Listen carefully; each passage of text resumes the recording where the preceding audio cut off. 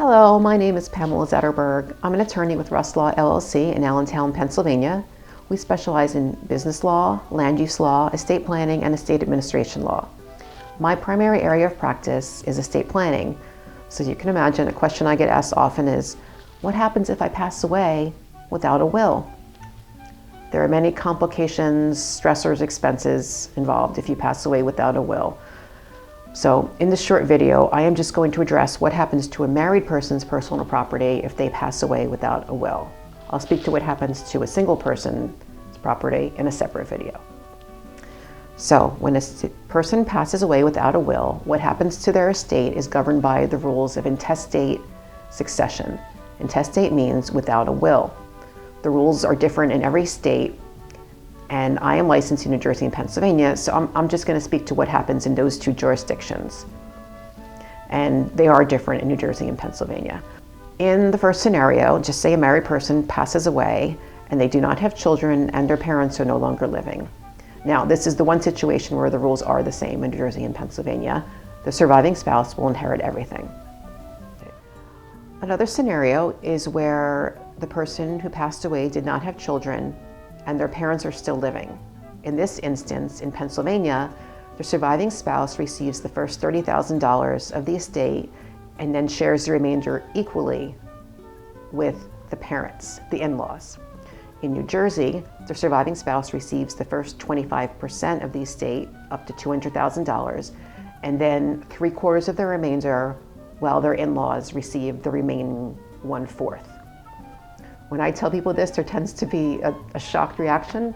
Many people assume, perhaps logically, that their spouse would automatically inherit everything their own. So learning that without a will, the surviving spouse would have to share the estate with their in-laws, it's an eye-opener. So the third situation is where you leave behind a spouse and the children you had together. In Pennsylvania, like the previous situation, the surviving spouse receives the first $30,000 and then shares the remainder of the estate equally with the children.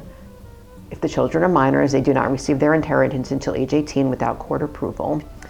And this might not be the ideal situation. If the person who passes away is the primary income producer, it leaves their surviving spouse not as well provided for. Now in New Jersey, the surviving spouse does inherit everything. Obviously, if there are prior relationships and prior marriages, it does get more complicated. If you were married and you have children from a prior relationship and you were to pass away, in Pennsylvania, there is no first $30,000 distribution in that case. Instead, your surviving spouse and your children from the prior relationship equally share in the estate, half and half. So the surviving spouse and their stepchildren. In New Jersey, the surviving spouse inherits the first 25% of the estate with a cap of $200,000 and then splits the remainder with the stepchildren. Again, many people are shocked to hear that their spouse might not receive everything and in fact might only receive half of the estate. So if you pass away without a will, the state instead of you determines what happens to your property. We all work hard for what we have, and for a relatively small fee, you can have your will done. Ensure that your property goes where you want it to go to and you provide and protect your loved ones. Please contact us at Russ Law with any questions. If you'd like a free consultation, it will be our privilege to serve you with your estate planning needs. Thank you.